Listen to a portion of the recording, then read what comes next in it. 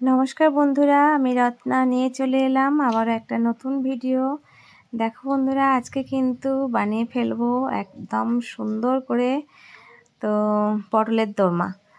देखो बंधुरा केमन हयेछे तोमरा बोलबे अवश्यई करे कार कार भालो लागे एई पटलेर दोरमा अवश्यई किन्तु कमेंटे जानाबे आमार। एबार देखो आमी किभाबे करछि। पटलगुलो এইভাবে একদিকে জাস্ট একটুখানি কেটেছি আর একদিকে একটু বেশি করে কেটে দিয়েছি আর দিয়ে পটলের গাগুলো কিন্তু চেঁচে দিয়েছি। আমি কিন্তু খোসা ছাড়াইনি, আমি ভালো করে মানে পটলের গাটা ভালো করে চেঁচে পরিষ্কার করে নিয়েছি। দিয়ে এবারে কি করব, এই চামচের পিছনটা দিয়ে আর এই পটলের যে দিকটা বেশি করে কেটেছি সেই দিকটা থেকে এই পটলের বীজগুলো বের করে নেব। এইভাবে এই চামচের পিছনটা দিয়ে ভালো বার হয় জানো তো। তো এইভাবে আমি চামচ পিছনটা দিয়ে ভালো করে সুন্দর করে পটলের সব বীজগুলো প্রত্যেকটা পটল থেকে এইভাবে বার করে নেব। দেখছো পটলটা একদম সুন্দর করে ফাঁকা হয়ে গেছে এবং এইভাবে প্রত্যেকটা পটল মানে এইভাবে পুরো বীজগুলো বার করে নেব আমি। তোমরাও এইভাবে সব পটলগুলোর বীজগুলো এইভাবে বার করে নেবে, খুব তাড়াতাড়ি সহজভাবে হয়। আর একদিকে একটুখানি কেটেছি ওই দিকটা সুন্দর শিল থাকবে, আর যে দিকটা বেশি করে কেটেছি ওই দিক দিয়ে পুরটা ভরা হবে। পটলের দোরমা তো পুর ভরেই তারপর করতে হয়, তোমরা দেখতে থাকো আমি কিভাবে করি।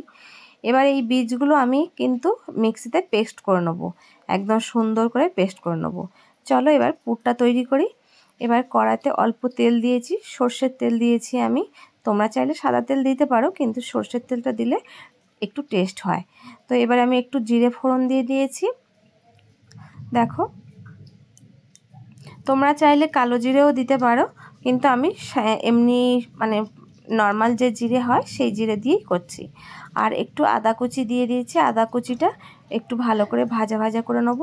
একদম সুন্দর গন্ধ ছেড়ে গেলে তারপরে দিয়ে দেবো কোড়ানো নারকেল। সুন্দর করে এক মালা নারকেল আমি নিয়েছিলাম, তোমরা তোমাদের হিসেব মতো নেবে। আমি এখানে 1 কেজি পটল করেছি, তো তোমরা যেমন করবে সেই অনুযায়ী নারকেল নেবে। নারকেলটা বেশ সুন্দর করে আমি ভাজা ভাজা করে নেব, একদম মানে লাল লাল করব না, বেশ ভাজা ভাজা মতো হবে। এবার আমি যে পটলের বীজগুলো পেস্ট করে রেখেছিলাম সেই পেস্টটা আমি দিয়ে দেবো। দেখো একদম মিহি করে সুন্দর করে বেটে নিয়েছি মিক্সিতে।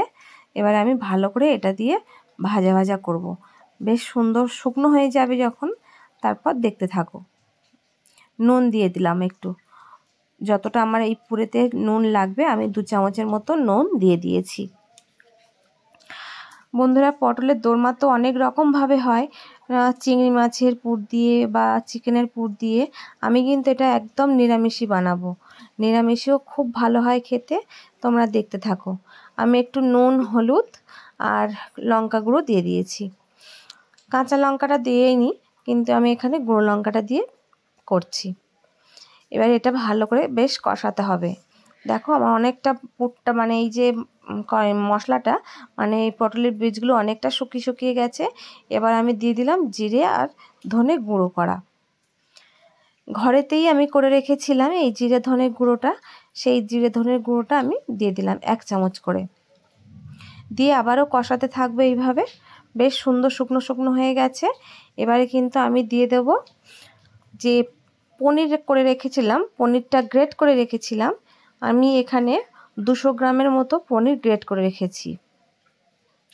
তোমরা চাইলে এটা কিন্তু ছানা দিয়েও করতে পারো। ছানাটা একটু ভালো করে একটু হাতের সাহায্যে পেস্ট করে নেবে, বা মানে একটু চটকে টাইপের নেবে, নিয়ে ছানা দিয়েও কিন্তু করা যায়। আমি পনির দিয়ে করেছি। তো এবারে আমি দিয়ে দেবো একটু আলু সেদ্ধ। আলু সেদ্ধটা করে রেখেছিলাম, এখানে আমি বড় বড় দুটো মানে আলু নিয়েছি, বড় বড় দুটো সাইজের, বেশ ভালো সাইজ। তো তোমরা তোমাদের আন্দাজ বুঝে দেবে। আলুটা দিলে বেশ মানে মাখো মাখো হয় আর মানে আঠালো পদার্থ হয়, বেশ খুব সুন্দর হয়, মানে এই যে পুরটা খুব সুন্দর হয়। তো সেই জন্য আমি আলু মাখাটা মানে দিয়ে দিয়েছি। আলুটা সিদ্ধ করে জাস্ট এমনি ম্যাশড করে নিয়েছি, এর সঙ্গে কিছু কিন্তু আমি দিইনি, শুধু আলু সেদ্ধ। এবার দেখো আমি গরম মশলা দিয়ে দিয়েছি আর একটু দিলাম হিং। হিংটা কিন্তু অপশনাল, তোমরা দিতেও পারো নাও দিতে পারো। আমি এখানে নিরামিষই করছি বলে হিংটা দিলাম, খুব সুন্দর একটা গন্ধ হয়, দারুণ গন্ধ হয় হিংটা দিলে। তো গরম মশলা হিংটা দিয়ে ভালো করে আমি এর সঙ্গে এই পুরটার সাথে মিশিয়ে নেব, নিয়ে আমি কিন্তু নামিয়ে নেব। এবার দেখো যে পটলগুলো বীজ বার করে রেখেছিলাম, এবার কিন্তু তেলে আমি ভালো করে ভেজে নেব। এখানে কিন্তু আমি নুন দেব না, নুন দিলে পটলগুলো কিন্তু একদম চুপসে যাবে, কারণ এর ভেতরে বীজ নেই, তো একদম চুপসে যাবে। আমি কিন্তু বিনা নুনে আমি কিন্তু পটলগুলো ভেজে নিয়েছি। এবার দেখো পটলগুলো আমি কি করছি, রান্নার দিকে কিন্তু আমি চলে এসেছি। এটা গ্রেভিটা করব, যে পটলের দোরমাটা করব, গ্রেভিটা কিন্তু আমি রান্নার দিকে চলে এসেছি। পটলের পুর কিন্তু এখনও আমি ভরিনি, এদিকে গ্রেভিটা করে নিচ্ছি, নিয়ে তারপর আমি পটলের পুর ভরাটা দেখাবো তোমাদের। প্রথমে আমি আদা টমেটো বাটাটা দিয়ে দিয়েছি, পেস্ট করে রেখেছিলাম। তেলের উপরে শুধু জিরে শুকনো লঙ্কা ফোড়ন দিয়েছি, আর তারপরে আমি দিয়ে দিলাম টমেটো আর আদা বাটা। বেশ ভালো করে ভেজে নিয়েছি আদা টমেটো বাটাটা। এবার দেব আমি লঙ্কা গুঁড়ো 2 চামচ মতো, আমার যতটা লাগবে আমি দিয়ে দিয়েছি। এখানে আমি কাঁচা লঙ্কাটা খুব একটা ইউজ করছি না। 2 চামচ গুঁড়ো হলুদ দিয়ে দিলাম, দিয়ে কষতে থাকবো। ভালো করে মশলাটা কষে নেব।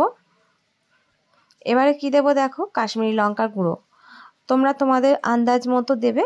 আমি কিন্তু একটা কাশ্মীরি লঙ্কা, যেটা 10 টাকার প্যাকেট হয়, আমি কিন্তু পুরোটা দিইনি, হাফ দিয়েছি। তোমরা তোমাদের হিসেব মতো দেবে। এবার জিরে গুঁড়ো দিয়ে দেবো 2 চামচ, যে ঘরে ভাজা জিরে গুঁড়োটা। এটা কিন্তু আমি ভেজে গুঁড়ো করিনি, কাঁচা জিরে গুঁড়ো করেছি। আর ধনে গুঁড়ো দিয়ে দেবো 2 চামচ। এবার আমি ভালো করে মশলাটা কষাবো। পটলের দোরমা তো বেশি ফোটাতে লাগে না, এখানে গ্রেভিটাই হচ্ছে মেন। তো এখানে আমি গ্রেভিটা করছি। এবার ভালো করে মশলাটা কষিয়ে নিয়ে দেখো বেশ সুন্দর গন্ধ ছাড়বে। আমি কিন্তু এখনও নুন ব্যবহার করিনি বন্ধুরা, তোমরা নিশ্চয়ই দেখতে পাচ্ছ। তো নুনটা আমি একটু পরে দেব। এবার আমি কি দেব বলো তো, একটু চিনি দিলাম। একটা নুন ঝালের ব্যালেন্স রাখতে গেলে চিনিটা একটু লাগে, আর নিরামিষি রান্নাতে একটু তো চিনি লাগেই। তো এটা যেটা দিলাম, এটা হলো কাজু বাটা আর পোস্ত বাটা, কাজু আর পোস্ত একসাথে করে বেটে এনেছিলাম।